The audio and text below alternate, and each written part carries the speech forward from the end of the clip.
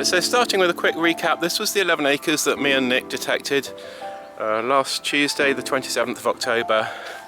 And what proved interesting was, or what I'd hoped would prove interesting, was that the landowner told me that the Roman road ran straight through here, and the Hastings Area Archaeological Research Group apparently had used their geophysics to determine the route of the road. But Margery, between the wars, had conjectured that the road did a sort of southwesterly detour before going southeast to Settlescombe, which is about a mile to the southeast of here. And the reason for that was that behind these trees, which sadly you can't see because they're tall conifers, is an ironworks, a Roman ironworks, which was in production for about 3 centuries, from the 1st to the 4th centuries, and probably the second biggest iron producing bloomery site, apart from Beauport Park, which is about 4 miles to the south-southwest on the outskirts of Hastings. So we gave it a detect for about 3 hours. Unfortunately, 3 hours was all we could give it, but the finds showed that I think it was unlikely it had been previously detected, and basically the finds comprised 4 or 5 buttons on Nick's part, which are all Victorian or later, possibly one that might be Georgian, and a Victorian thimble. And I found a musket ball, I found a Victorian gilded button, and a couple of bits of lead, and that was it for this site, unfortunately. But it did show that I don't think if it had been detected, it had been detected extensively. Anyway, now on to the detect, which I've basically completed this week, and that's at a location about 4 miles northwest of here.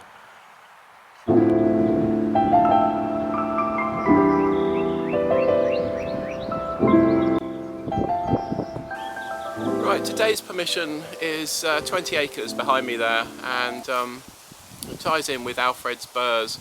Alfred's burrs are the Burgle Hidage. Alfred the Great tried to create a string of burrs or forts that people could within 20 miles go to when he was defending Wessex against the Vikings in the 9th century. And there's one which has never been found, a place called Epiburnham, and it then goes from east to west. It goes Epiburnham, Hastings, Lewes, Burpham, Porchester and Southampton. So somewhere near Hastings, and I'm about 8 miles northwest of Hastings here, Alfred's Burr might be situated, although the current thinking is that Epiburnham was probably Rye. And also here we have, in the adjoining field, which I haven't got permission for, although it's a local high point, was a Napoleonic camp, and the Queen's 2nd Foot Regiment was stationed there in 1800, 1812-ish, and it's marked on the 1800 map. So I'm expecting to find musket balls, is what I've been told. It has been detected before this area. And then furthermore, there was a beacon on the top of the hill behind me. So a very good vantage point. Beacons were used from the 14th century to the 17th century, or 16th century at least, to warn people of coastal attacks by the French, and then in the late 16th century by the Spanish Armada.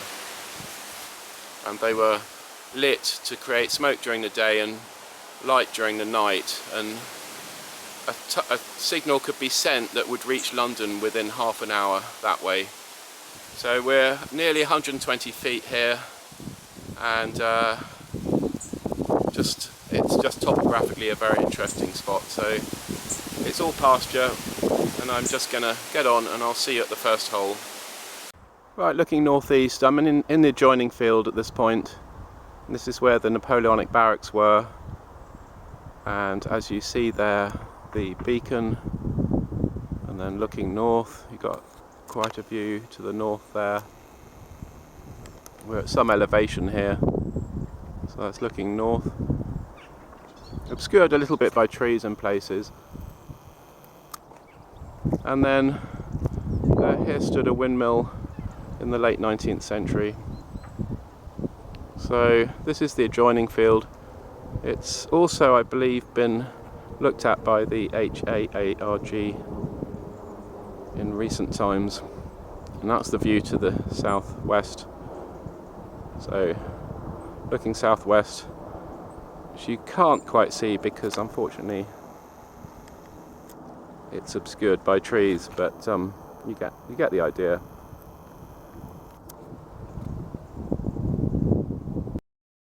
Starting, and it's incidentally 12:15.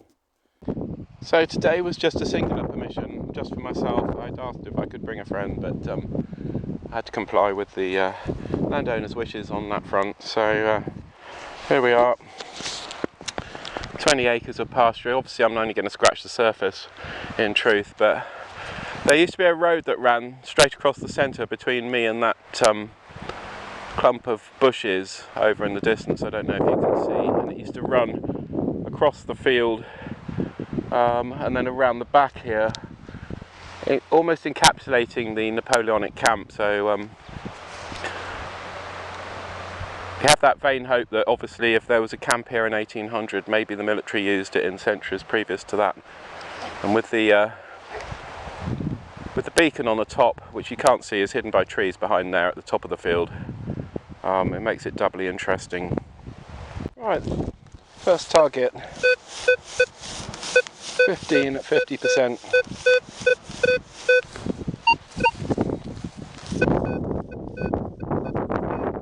Button, I'd say.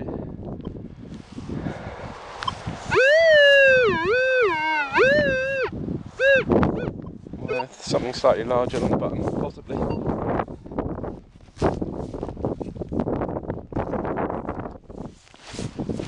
Sorry about the wind, can't be helped unfortunately,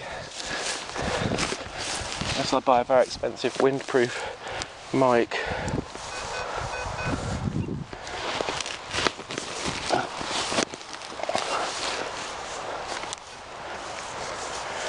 Alright, it's either swung round or it's come out.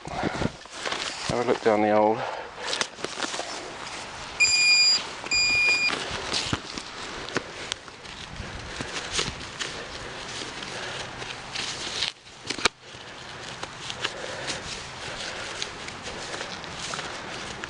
Right, I think it must be in one of the clods then.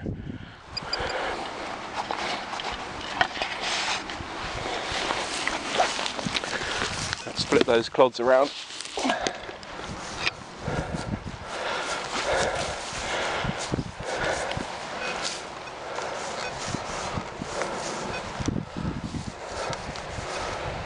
Alright, let's go into all metal.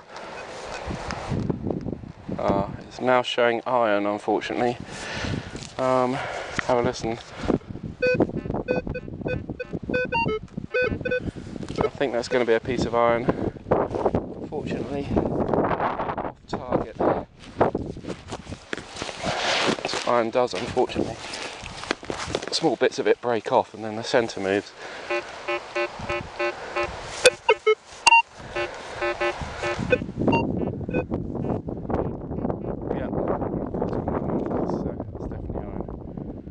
Just check there's not another non-ferrous item in there too. Possibly move that away. No, it's iron. And when you get the edge of the coil, it gives you a non-ferrous. See? In actual fact, I think I can see the iron. If that's it. Yeah, it's a bloody great tractor nut. By virtue of its shape, it made it look non-ferrous at certain angles. Alright, slightly deeper signal. 11 or 12 max depth. And a lower number 2, which is what I like.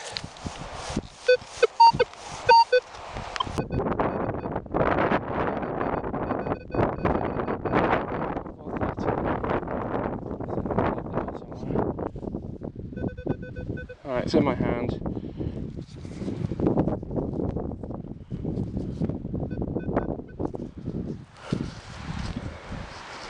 Interesting. See the imprint there. We have a coin. Is that? It's a copper coin though, and it's cut in half, I think.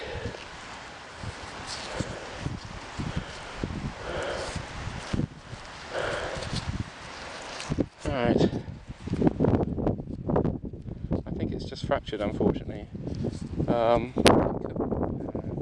It's too green to be a silver. One moment. Sorry about the wind.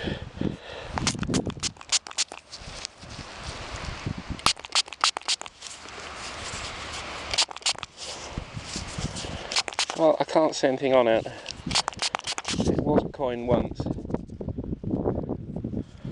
but nothing that I can make out there. I'll post it at the end in more detail, but I don't think there's going to be anything we can get off that.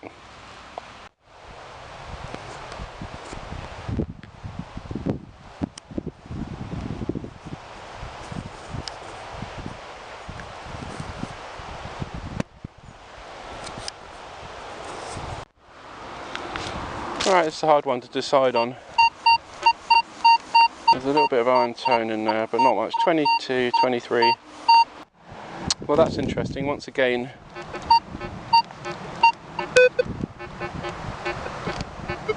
turn to iron. So we'll move on from that one. Right, an awful lot of mixed tones in the field at the moment. This is a 13 with a -3 thrown in.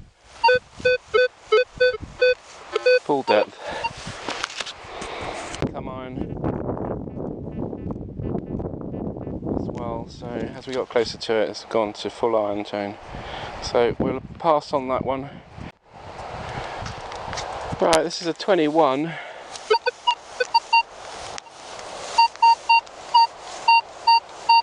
Full depth. It's too loud to be anything likely to be old. I think it's going to be near the surface, or it's large. Unlikely to be something old, he says. Could be a coin.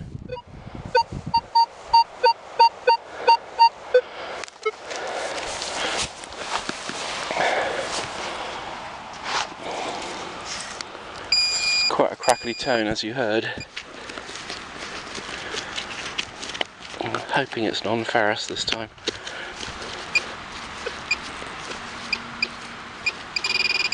Right, it's in that side wall there.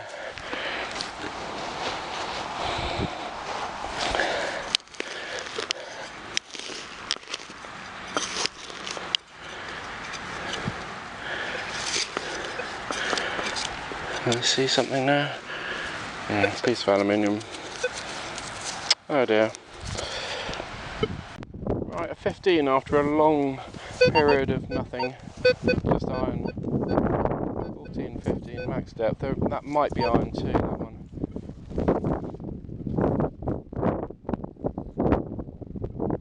Pretty sure it's going to be iron, but it's down there anyway.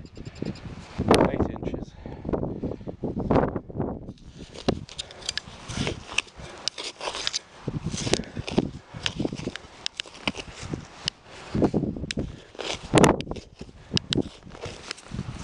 Might be lead.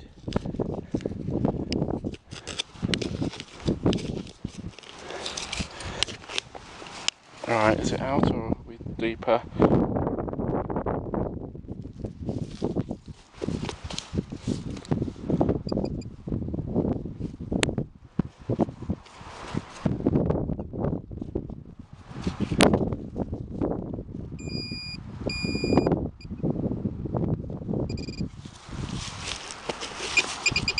Oh, something circular, button. Yeah, it's a button. Let's have a look.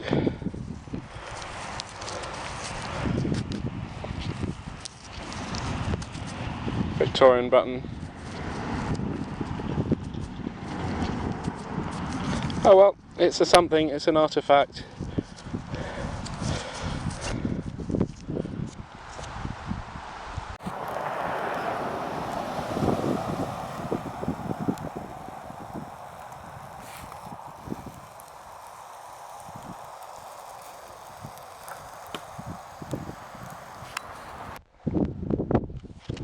making sure the holes are filled in as usual, guys. There we go. Right, another super loud signal. 30% on the depth stakes, thinking this is going to be modern rubbish.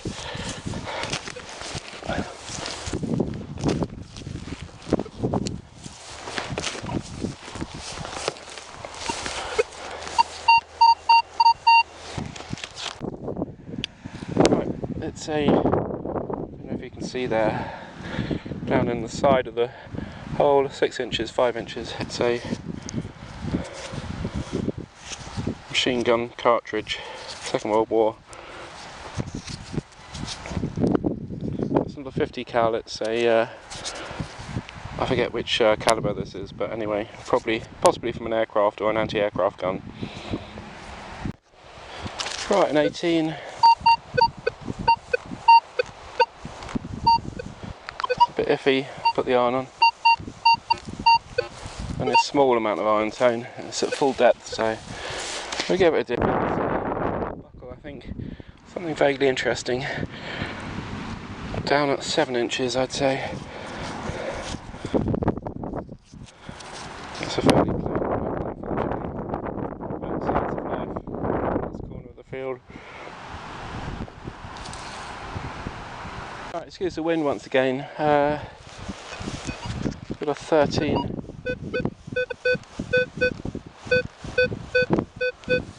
to 17, full depth.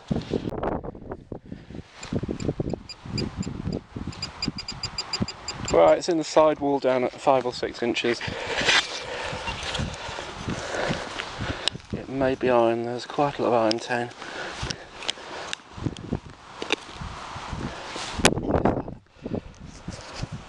Is that it? No, that's not it. Right.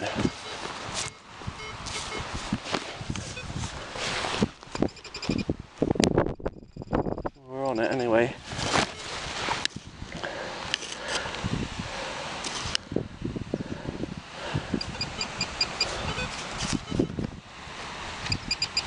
Right, it's in that spoil.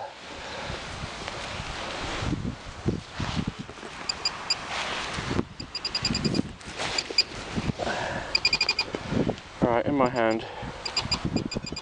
What's it going to be?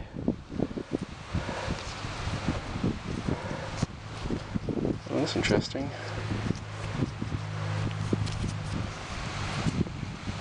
Whatever it is, it's got some age to it. If anyone knows what that is. It looks like a tether for something, so I can see that. Looks like it was pinned or riveted to, well, it's got age to it. I don't know if that's something 18th century or older. It's like a cleat, but a miniature one. Interesting. Looks like iron, unfortunately.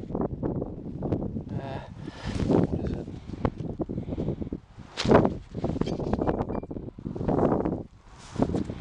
It's a chain or something.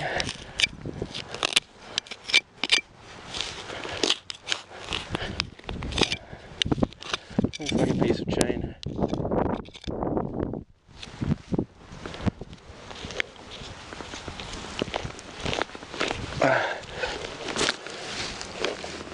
There we go. God knows how old that is.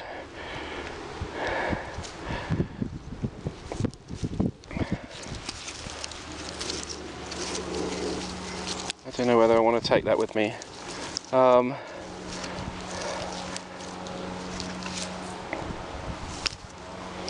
Anyway, piece of chain. Right, a 16. 16 to 19, 75%. Right, as you can see, it's a piece of iron. Fortunately, a square piece.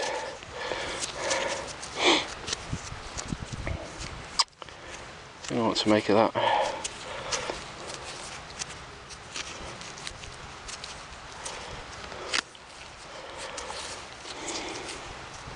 Piece of iron.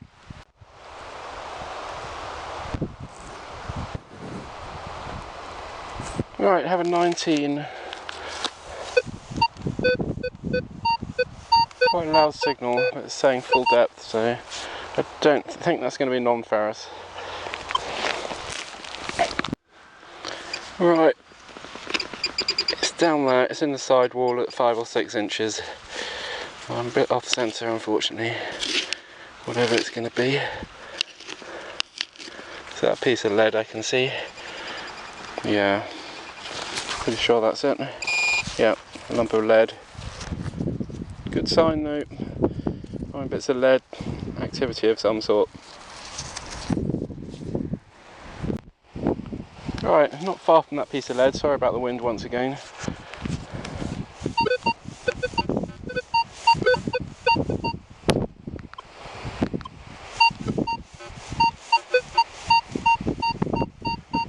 Got 21 there. I'm hoping that's not iron. Unfortunately, it has turned to iron.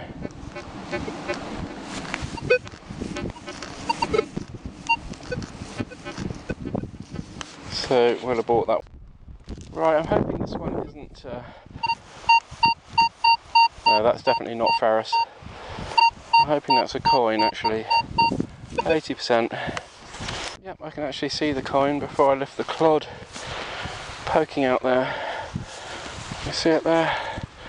Probably ties in with the Napoleonic activity. So this is close to where the track ran across the field, so there we go. It looks like a halfpenny. First coin of the day. What was that, Victoria? One moment.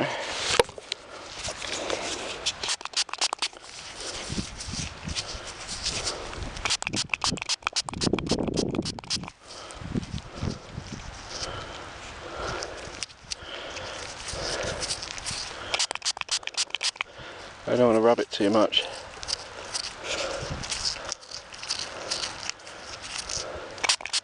But I think that's it's probably a George the... No, it's not. It's more modern. It's an Edward VI, so 1900-ish. Halfpenny. Just about see them there.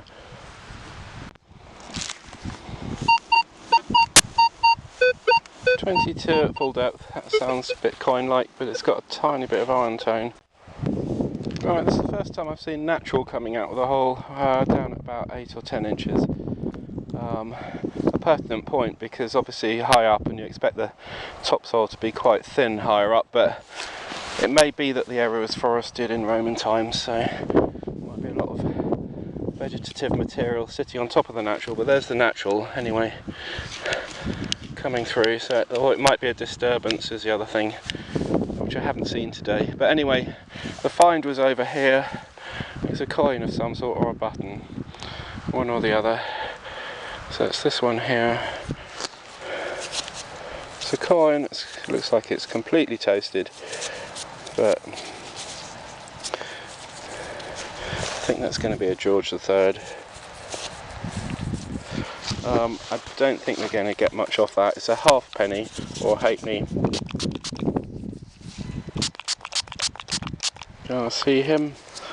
Or can you see him?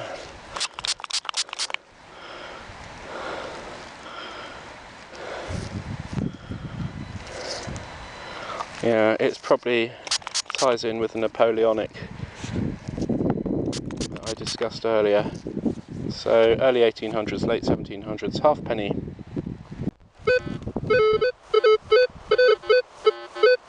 $14 and -4. I think that's going to be iron, don't you?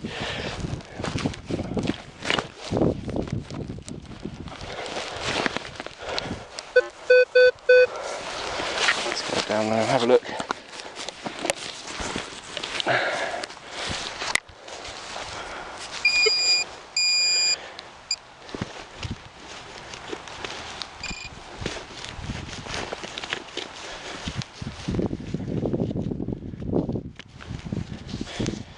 Right, I'm pretty sure that's going to be iron down there at 7 inches.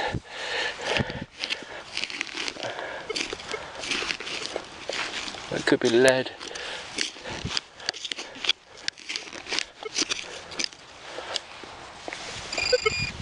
Yeah, a large piece of iron. I can see the imprint. A massive piece of iron. I think I'll leave that in situ. Unless it's something interesting, but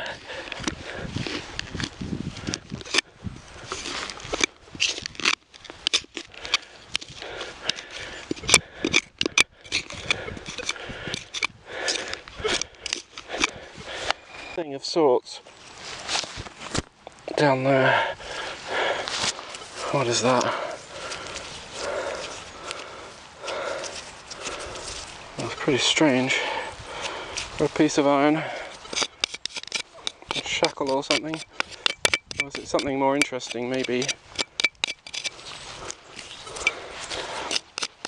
I think that's a keeper, that one, because it's slightly unusual, I have to say. Looks like a pivot or something. Might be for a gun. Don't know. Or it might be agricultural. If anyone knows, post below, please. Oh, I think I've got another coin. 1718. Sounds like another halfpenny. Might be wrong. I think it was a button, and I think it's just come out from about 6 inches down. I think I see something circular. It might be a coin though. More likely a button. That's a button.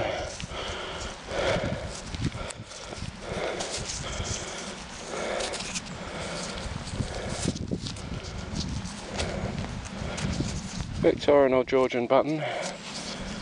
Has it got anything on it? I don't think so.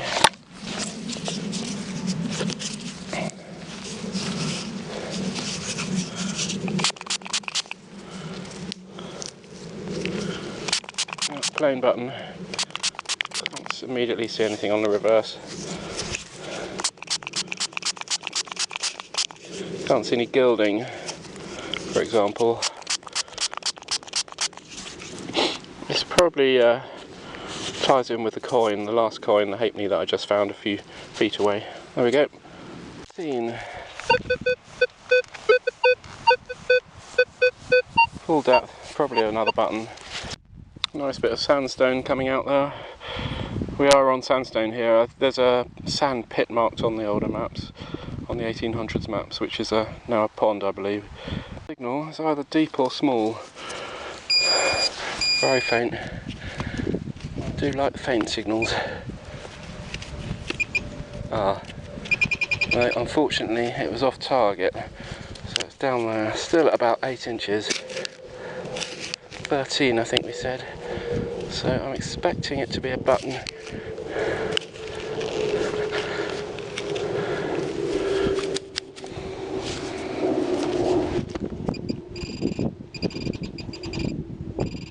Oh, maybe not a button. Piece of lead, I think. What's that?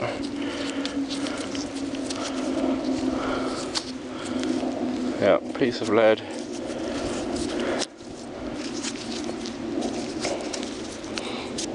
Piece of lead, unfortunately. Alright, this is 16. 80%, probably another piece of lead. Oh, it's in this clod somewhere.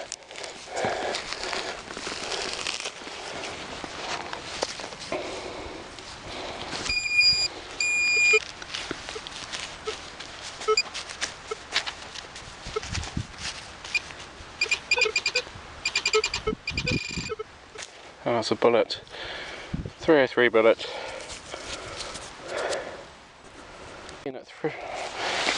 At full depth again, but it's in this top 5 or 6 inches of this clod, so probably another 303 bullet.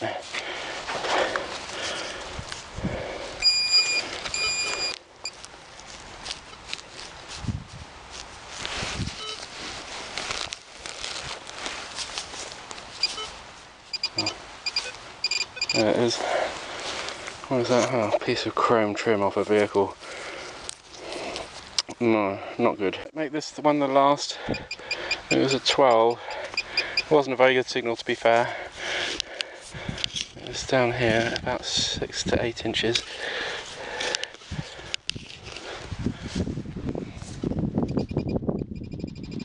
maybe a bit deeper.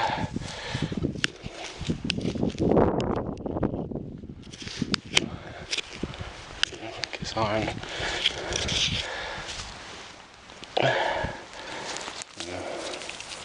What is that? Another curious iron object. It's got a hole in it. So probably make this as the last because the batteries on my camera have run out. That's the iron object. Right, calling it a day, 3:32. I forget what time I started. Right, a very quick summary. 18 finds in total. My feeling was that the